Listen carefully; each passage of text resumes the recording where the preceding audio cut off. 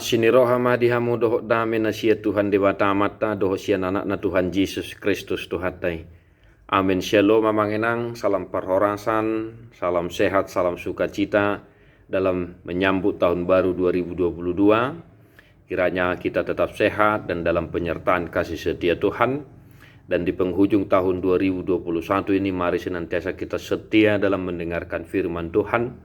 Sebagaimana tertulis dalam Yeremia 29 ayat 10 sampai 14. Sebab beginilah firman Tuhan, apabila telah genap 70 tahun bagi Babel, barulah aku memperhatikan kamu. Aku akan menepati janjiku itu kepadamu dengan mengembalikan kamu ke tempat ini. Sebab aku ini mengetahui rancangan-rancangan apa yang ada padaku mengenai kamu. Demikianlah firman Tuhan, yaitu rancangan damai sejahtera dan bukan rancangan kecelakaan, untuk memberikan kepadamu hari depan yang penuh harapan. Dan apabila kamu berseru dan datang untuk berdoa kepadaku, maka aku akan mendengarkan kamu. Apabila kamu mencari aku, kamu akan menemukan aku. Apabila kamu menanyakan aku dengan segenap hati, aku akan memberi kamu menemukan aku. Demikianlah firman Tuhan.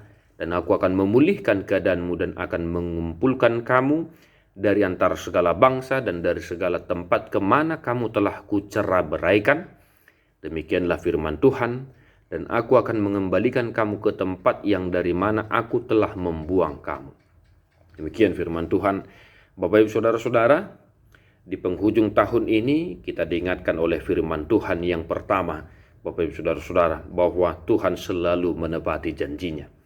Janji Tuhan itu pasti dan akan ditepati. Yang kedua, di penghujung tahun ini dan untuk mempersiapkan diri menjalani tahun 2022, kita diingatkan oleh beberapa hal yang harus kita senantiasa hidupi dalam kehidupan kita, Bapak Ibu Saudara-saudara. Yang pertama, amanginang kadongan, berserulah kepada Tuhan. Berseru dan datanglah kepadaku untuk berdoa. Mengawali dan mengakhiri tahun ini, mari kita senantiasa hidup di dalam doa. Maka Tuhan pun akan mendengarkan kita. Jangan pernah sekalipun lewat waktu dalam keseharian kita tanpa berdoa. Dan yang kedua, mari senantiasa mencari Tuhan. Sebab kalau kita mencari Tuhan, kita pasti menemukannya. Tuhan itu tidak jauh, Ia berada di samping kita, di dekat kita. Tapi karena kesibukan kita cenderung lupa bahwa Tuhan ada bersama-sama dengan kita. Dan kita merasa bahwa Tuhan itu jauh. Maka mari senantiasa mencari Tuhan. Dan yang ketiga, apapun persoalan kehidupan yang kita hadapi, jangan lupa untuk bertanya kepada Tuhan. Sebab kalau kita menanyakan Tuhan ya dengan segenap hati, Tuhan akan memberi kita menemukan Dia. Jadi setiap persoalan, setiap pergumulan kita, Tuhan pasti akan menjawabnya kalau kita mau bertanya kepada Tuhan. Dan yang kemudian Bapak Ibu Saudara-saudara, janji Tuhan adalah ya dan pasti. Banyak pergumulan yang telah kita hadapi, ya, khususnya selama setahun belakangan ini. Maka firman ini menjadi meneguhkan kita bahwa Tuhan pun akan memulihkan kita. Dan akan senantiasa memimpin kita, membimbing kita. Dan yang terakhir Bapak Ibu Saudara-saudara, dari firman ini, jangan lupa satu hal. Tidak salah untuk meminta, tidak salah untuk berdoa, tidak salah untuk bertanya. Tidak salah juga untuk bercita-cita, bermimpi, berpengharapan.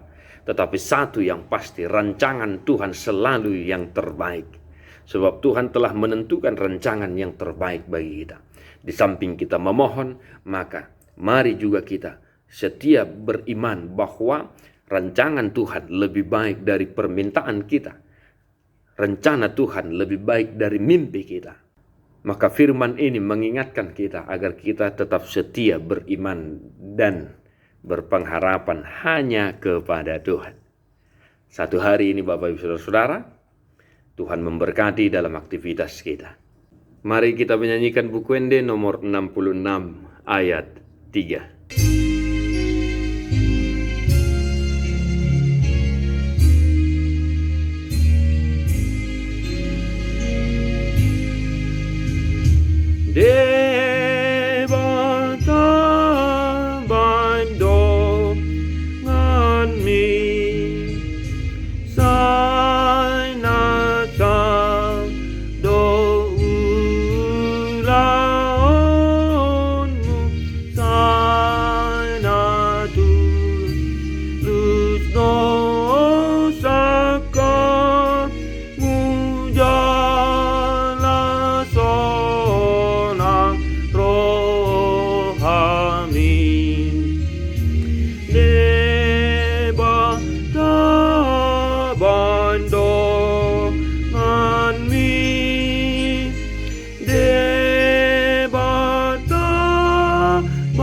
paindongani.